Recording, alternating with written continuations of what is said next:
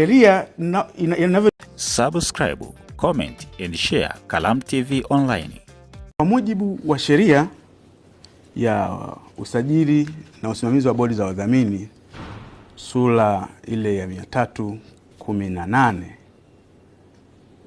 kile kifungu cha 15 kina mambo mengi.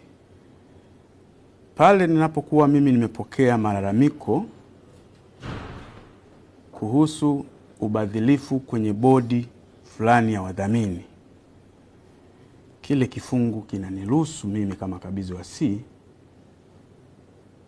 kwanza kuwaita wale wajumbe wa bodi ya wadhamini, kukaa nao na kuwaeleza yale malalamiko ambayo nimepokea. Lakini kakuta yale malalamiko ni makubwa, sheria inaniruhusu kuunda kamati ya uchunguzi dhidi ya zile tuhuma. Kwa hiyo hiki kilichofanyika kiko kwa mujibu wa sheria.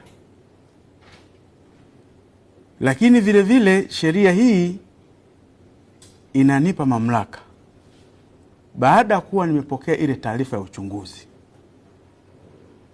na nikabaini kwamba kuna zile tuhuma ambazo niletewa zina ukweli kwa kiasi fulani, sheria inanielekeza ile taarifa niwasilishe kwenye vyombo vya uchunguzi. Kama ambavyo CAG amesema wakati akiwasilisha taarifa yake, kuna baadhi ya maeneo alishindwa kuyafikia na kuna baadhi ya nyaraka alishindwa kuzipata kwa sababu sheria yake haimlazimishi mtu yule atoe hizo nyaraka. Sasa ina maana bado kuna eneo ambalo limebaki halijafanyiwa kazi. Ndipo hapo mimi kama mkabizi wa C kwa mujibu wa sheria hii ya usajili na usimamizi wa bodi za wadhamini kifungu kile cha 15 nitalazimika kuipeleka hii taarifa kwenye vyombo vya uchunguzi ili yale maeneo ambayo CAG alishindwa kuyafanyia kazi yaweze kufanyiwa kazi.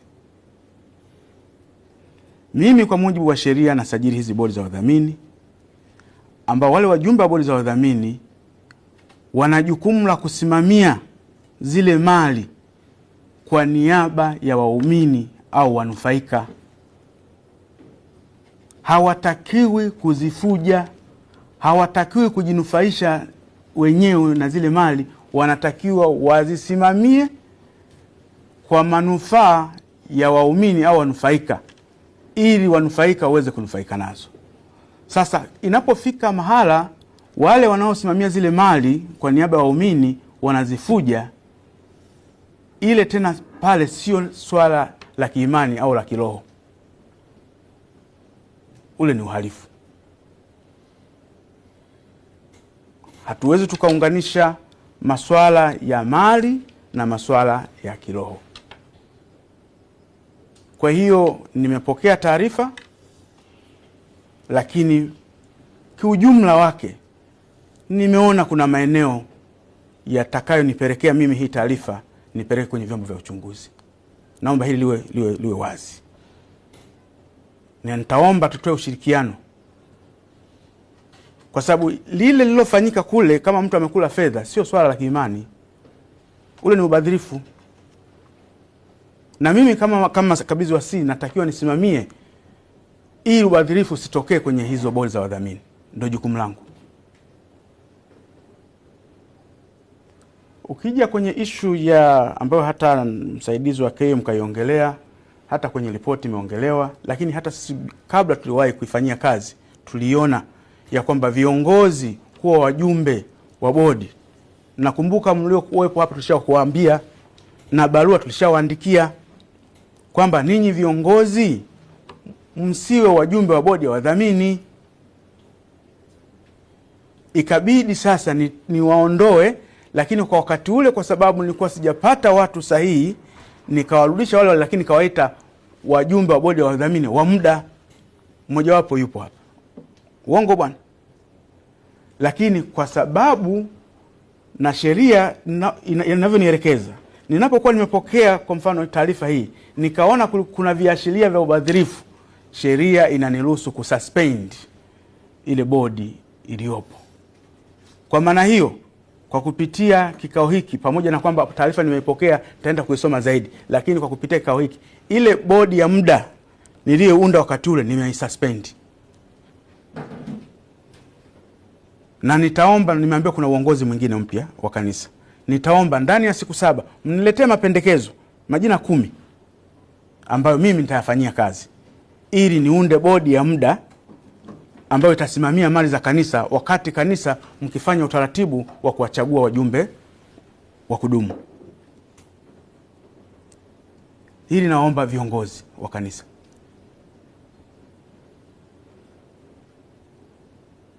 Ina maana ile bodi ile iliyokuwepo mwanzo tumesuspend, ili tupate bodi ya muda kidogo isimamie haya, kwa sababu kama tumeona kwamba kuna mali zingine ni za kanisa lakini ziko kwenye majina ya watu binafsi, na bodi ilikuwepo. Sitaki kuingia sana, lakini unaweza kuona kwamba kuna mahala ambapo wanaonyesha kwamba kuna fedha zilikuwa zinatoka bila idhini, sijui kuna tenda zilikuwa zinatolewa bila utaratibu, yani mambo mengi, lakini yale mambo yote ni ya bodi ya wadhamini.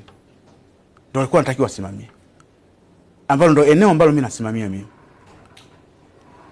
Kwa hiyo niwaombe viongozi wa kanisa, ndani ya siku 7 mniletee majina 10 mnayopendekeza, lakini sheria inanipa mimi mamlaka ya kuunda kamati ya muda ya kusimamia taasisi pale ile bodi ya wadhamini inapokuwa imemisbehave. Kwa hiyo naweza nikamteua mtu yoyote yule, lakini busara inanielekeza kwa nini nimtoe nje mtu wa kanisa. Kwa hiyo niombe viongozi mnisaidie majina 10. Alafu miongoni majina 10 mimi nitateua wajumbe wa muda ambao watasimamia mali za kanisa, wakati nyinyi mkifanya utaratibu wa kuwateua wajumbe wa kudumu. Ni kwamba malalamiko yaliyowasilishwa kwenye ofisi yangu June 2020, ambayo yalirasimishwa rasmi sasa kwa barua mwezi August 2020, yalikuwa yanahusu mambo makuu mawili. Upande mmoja ulikuwa unahusu fedha na mali, na upande wa pili ulikuwa unahusu mapungufu yaliyopo kwenye katiba. Kwa ninavyokumbuka, lile andiko la maeneo ya mapungufu lilipoletwa, tuliwasilisha kwenye kanisa, kwenye union zote mbili.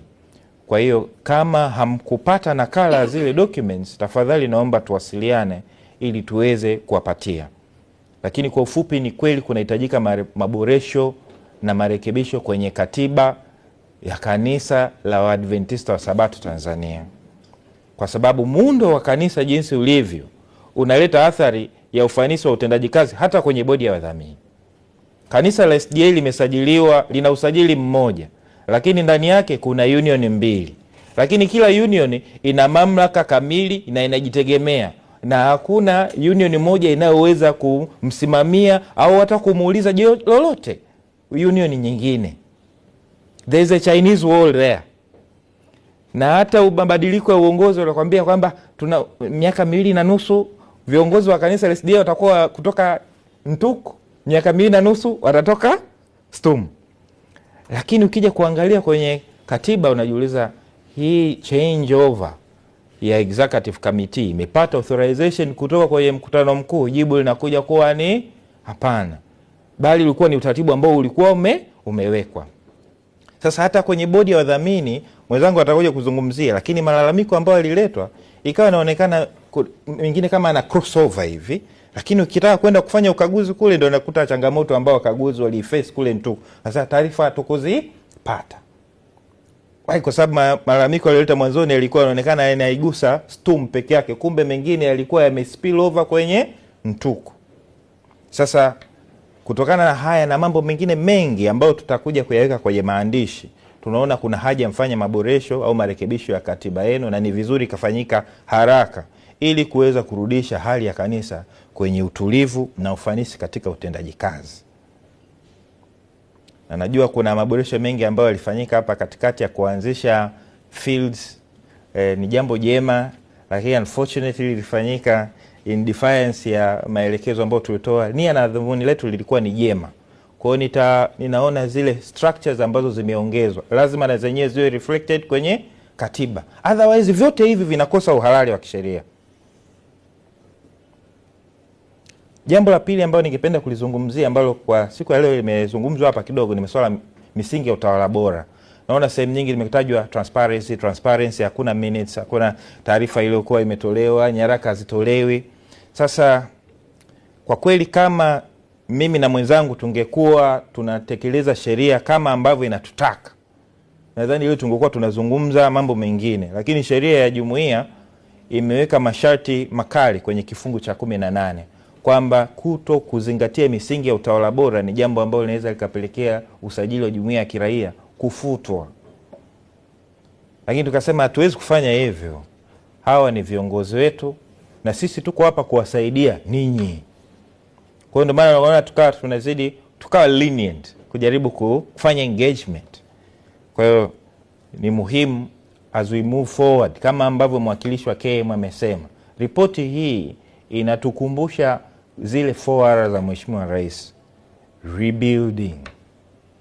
Kwa hiyo kwenye siku zijazo ni matumaini yangu kwamba rebuilding itakuwa in practice na reconciliation pia.